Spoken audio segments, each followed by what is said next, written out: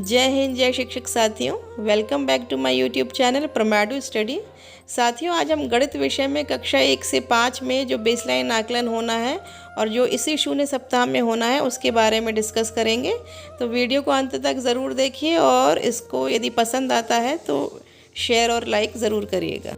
यदि हम बात करें कि किन कक्षाओं में इनका आकलन होना है तो सिर्फ कक्षा 3, 4 और 5 में बेसलाइन आकलन होना है। कक्षा 1, 2 में बेसलाइन आकलन नहीं होना है। विचारात्मक शिक्षण के लिए कक्षा 1 और 2 में 3 कालांश गणित शिक्षण के लिए दिए गए हैं और कक्षा 3, 4 और 5 में गणित शिक्षण के लिए 2 कालांश निर्धारित किए गए हैं। बेसलाइन आकलन के लिए हमें कक्षा 3, 4 और 5 में अलग अलग टूल का प्रयोग करना है, जिसमें कक्षा 3 और 4 में स्तर 1 और 2 के टूल्स और कक्षा 5 में 1, 2 और 3 तीनों प्रकार के स्तर के टूल्स प्रयोग किए जाने हैं। समृद्ध मॉड्यूल गणित में 3 स्तर दिए गए हैं। पहला समृद्ध स्तर संख्या पूर्व ज्ञान, गिनती 1 से 50, संख्या पैटर्न 50 तक, समूहीकरण की अवधारणा। समृद्ध स्तर 2 संख्या ज्ञान, संख्या पैटर्न 100 तक, जोड़ व घटाव 2 अंकों के साथ, एक अंकीय संख्याओं का गुणा। समृद्ध स्तर 3 संख्या ज्ञान 1 से 999 तक, जोड़ व घटाव 3 अंकों के साथ और 2 अंकीय संख्या के गुणा और भाग। कक्षा 1 और 2 के लिए समूह निर्धारण करने में कोई कठिनाई नहीं आएगी, क्योंकि इनका बेसलाइन आकलन नहीं होना है, तो केवल एक ही समूह में इनको रखना है। बस हमें उनको समृद्ध स्तर 1 के अनुसार जो साप्ताहिक योजना दी गई है उसके अनुसार शिक्षण कार्य करना है। इनके लिए 3 कालांश निर्धारित किए गए। 3 व 4 के लिए इस स्तर पर बेसलाइन असेसमेंट करना बहुत आवश्यक है। अतः कक्षा 3 व 4 के सभी बच्चों का आरंभिक परीक्षण किया जाएगा। प्राप्तांकों के आधार पर उन्हें 2 समूह में विभाजित करके शिक्षण कार्य किया जाएगा।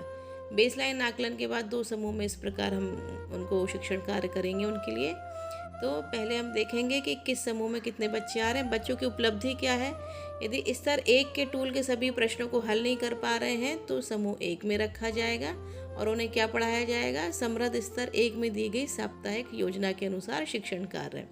यदि स्तर 1 के टूल के सभी प्रश्नों को सही हल कर पा रहे हैं और स्तर 2 के सभी प्रश्नों को हल नहीं कर पा रहे हैं तो उन्हें समूह 2 में रखा जाएगा। कक्षा 5 के बच्चों को हमें 3 समूहों में बांटना है, तो उनके लिए उपलब्धि का निर्धारण हम किस प्रकार करेंगे। यदि बच्चा स्तर 1 के टूल के सभी प्रश्नों को हल नहीं कर पा रहा है तो वह समूह 1 में रहेगा और फिर उसे क्या पढ़ाया जाएगा, समृद्ध स्तर 1 में दी गई साप्ताहिक योजना के अनुसार शिक्षण कार्य। स्तर 1 दूसरे समूह में स्तर 1 के टूल के सभी प्रश्नों को सही हल कर पा रहे हैं और स्तर 2 के सभी प्रश्नों को हल नहीं कर पा रहे हैं तो उन्हें समूह 2 में रखा जाएगा और उन्हें समृद्ध स्तर 2 में दी गई साप्ताहिक योजना के अनुसार शिक्षण कार्य कराया जाएगा।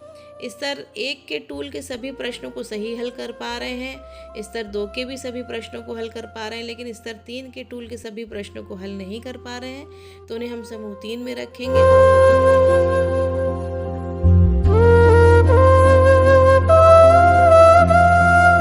प्रत्येक बच्चे की जानकारी बेसलाइन और एंडलाइन आकलन में भरी जाएगी। गणित में आकलन करने के लिए यदि हम बेसलाइन आकलन की बात करें तो कुल 3 स्तर पर आकलन करना है। कक्षा 1 और 2 में हमें आकलन करना ही नहीं है, लेकिन कक्षा 3 और 4 में हमें बच्चों का आकलन स्तर 1 और स्तर 2 के लिए करना है। इसमें 2 समूह बनाए जाएंगे। कक्षा 5 में 3 स्तर पर बच्चों का आकलन होगा, इसमें 3 समूह बनेंगे। किसी भी प्रश्न में हमें अंक नहीं देना है, हमें केवल ए और बी कोड देना है। यदि उसे वो दक्षता प्राप्त है तो ए देना है और दक्षता प्राप्त नहीं है तो उसे बी देना है। और ये भी ध्यान रखना है, यदि उसने उस स्तर के सभी प्रश्नों के सही उत्तर दिए तभी बच्चा अगले स्तर पर जाएगा। यदि उसने एक भी प्रश्न का उत्तर गलत दिया है तो वो उसी स्तर पर रहेगा। यानी कि हमें पूरी तरह से ये कंफर्म कर लेना है कि बच्चे को उस स्तर का ज्ञान हो गया है। एंडलाइन आकलन में भी हमें यही विधि अपनानी है। यदि हम आकलन टूल की बात करें तो सभी स्तर पर 5-5 प्रश्न संदर्शिका में दिए गए हैं। स्तर 1 के लिए ये 5 प्रश्न हैं। प्रश्न 1, प्रश्न 2, प्रश्न 3, प्रश्न 4 और प्रश्न 5। स्तर 2 के लिए भी इसी तरह 5 प्रश्न हैं। प्रश्न संख्या 6, प्रश्न संख्या 7, प्रश्न संख्या 8, प्रश्न संख्या 9 और प्रश्न संख्या 10।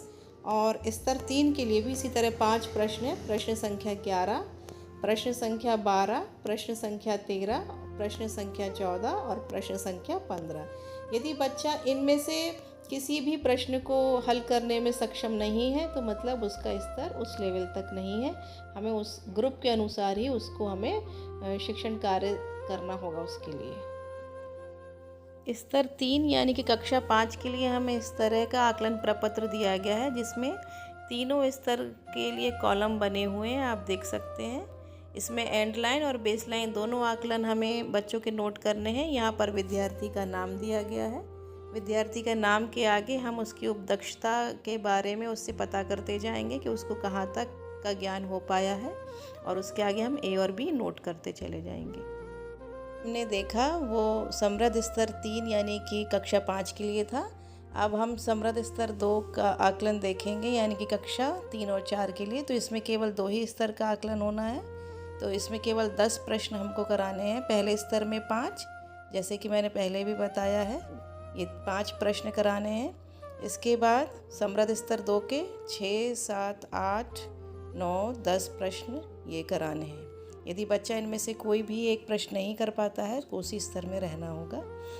कक्षा 3 और 4 के लिए ये आकलन प्रपत्र दिया है। इसमें आप देख सकते हैं बिल्कुल वैसा ही सेम आकलन प्रपत्र है, केवल इसमें 2 ही स्तर में हमें भरना है।